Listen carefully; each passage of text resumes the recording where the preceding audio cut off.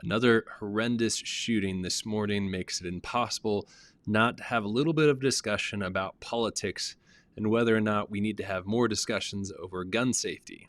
Now, of course, that means that there can be various views of whether or not we should pass laws that should prevent the ability of citizens to have guns at all, or whether we should have the extreme of everyone should have a gun, which will make all of the world safer. But I think there's a middle ground between these two crazy extremes that a lot more people can be on board with and find common ground with each other than we often realize. Let's talk about it.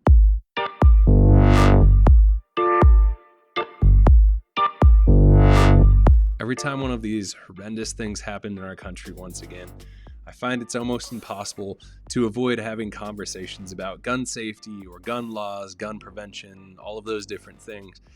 And as much as I sometimes get frustrated with how quickly it seems to become politicized around these sort of events, rather than figuring out what we can do to practically help the people in these situations, where I would look at it as if you're someone that's anywhere near where these people are that have been affected by these shootings, and there's any way that you can help provide a meal or some other very practical help towards them, I would say that that's first and most importance what you need to be doing for people.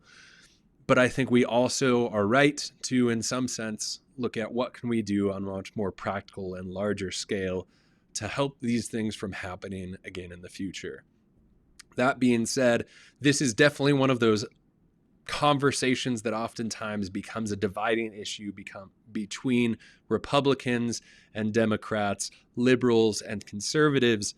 And although I understand that to some extent, I think there's more that we can agree on than disagree on if we actually get down to the brass tacks of some of these things in the proposals. So with that in mind, as my hot take today, what I'm hoping to throw out is a few things that I think most of us would get on board with.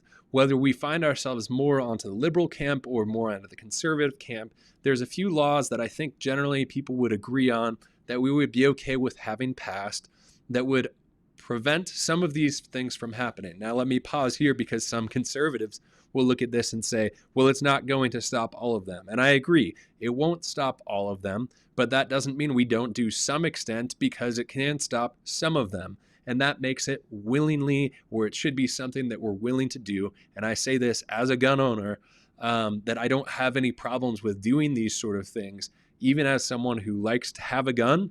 Would probably like to, in some ways, have more guns. I enjoy going shooting when I can. I don't do it very often, but it is something that I enjoy, and I see no reason why I shouldn't be able to enjoy that sort of thing. That being said, these sort of restrictions are things that I think the liberal camp wants to throw out there that I don't think any conservative gun owner should honestly have a problem with. So here's a few of the things. First off, I would say required in-depth background checks. If you are a gun owner, and you want to have a gun, or you don't own a gun and you want to have more guns, whatever part of camp you are in, I don't see any reason why you would have a problem with having to be required to get a background check in order to get a gun. So long as you don't have anything crazy in your background, it's really not going to prevent anything from you possessing a gun. And so this will prevent somebody who may actually have a problem, may actually do something bad if they were to get a gun. And that seems worth it to me. Another thing is mental health checks. I think at the very least, a mental health check when the person buys a gun, if not regular mental health checks for someone after they buy a gun. I know I've experienced suicide in my life from guns. And so that being said, I think a mental health check to, in this case, it was my cousin, may have actually prevented him from being able to commit suicide, at least in that way. And that would have been worth it to me. I would have had to go through a mental health check in order to get the gun that I now own. But that wouldn't have been a problem for me. That being said, these sort of things are things that I think still can happen even when somebody's not buying a gun from a gun shop. We could still have a law out there that says even if you are going to sell a gun privately, you might be required to go to a gun shop that has access to background checks, or go to some place that would do the mental health check in order to sell a gun even privately to someone else. Does that mean everyone's going to do it? No, it doesn't, but it still might prevent me as a gun owner selling my gun to my neighbor who I think checks out from what I do know, and then I find through a background check they're not a safe person to sell a gun to, I might not sell that gun to that person. And as someone who wants to be responsible with who I give a gun to or who I sell a gun to, I would be very much okay with going and requiring the person I'm giving a gun to or selling a gun to get a mental health check, to get a background check. Another thing that I would throw out there is even having proof of gun safety storage, whether that means you have a lock on a gun in itself, whether that just kind of goes right into the trigger point of the gun to prevent the gun from being able to be fired, or you have a safe for the gun that it's kept in.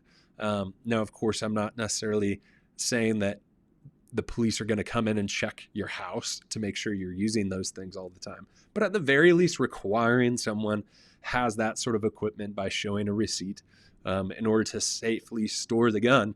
We have these instances where a kid ends up with a gun, shooting themselves, whether accidentally or whatever else, that could be simply prevented if that sort of thing was required for someone to buy a gun. And that person then realized, hey, if this is a big enough requirement that the government's asking me to store this gun properly, I'm going to take that measure. Another thing with that would be gun safety training.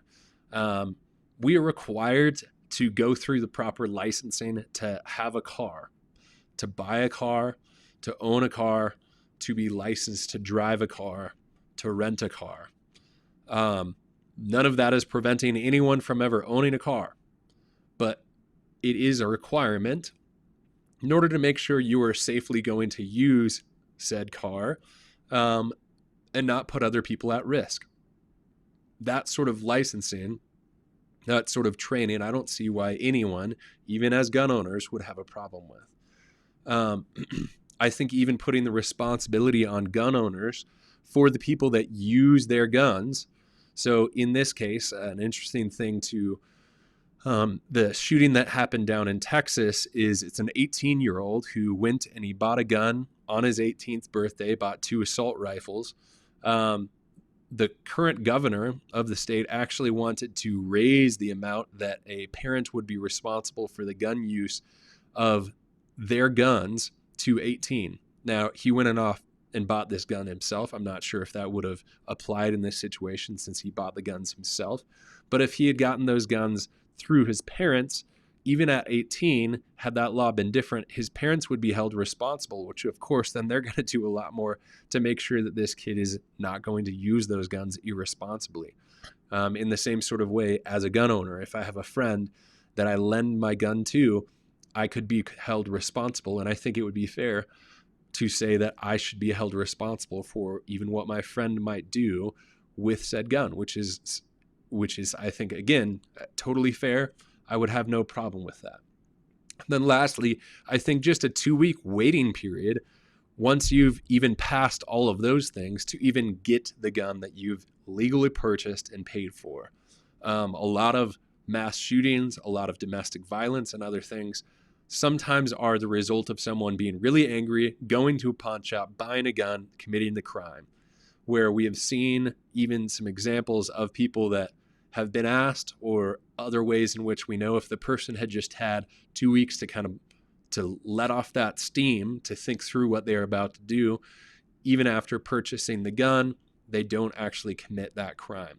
Now, I do see a practical problem that could happen with this, where sometimes people are buying guns for their own safety, whether they feel threatened by some domestic situation or whatever else.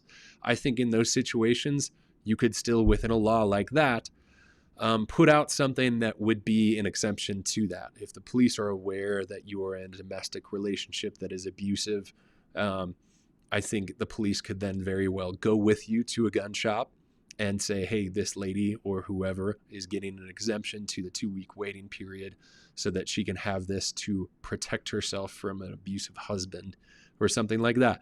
So all of this to say, this I know isn't normal content that I cover on my podcast. But I think I realize if we as Christians aren't willing to dive into relevant issues, then we become irrelevant.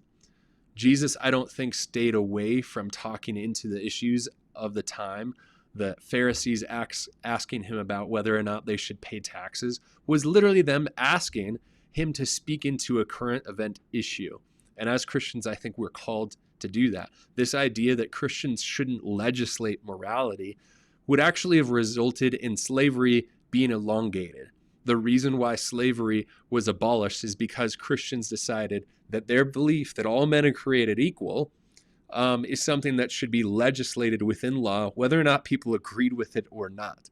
And in that same sort of way, I think as Christians, we should be the people that are looking out and saying, hey, we should go and protect the world around us as much as possible. And if there's laws that we can do to protect our neighborhoods, to protect our people, protect schools, protect grocery stores, and there's laws that we can do to protect those things, we should pass those. And so that's why as Christians, we should still be talking into these issues, even if it seems purely political. That's not meaning it's a central issue. This is not a central issue. It shouldn't be focused on more than the gospel, but it's still an issue that should be talked about as Christians.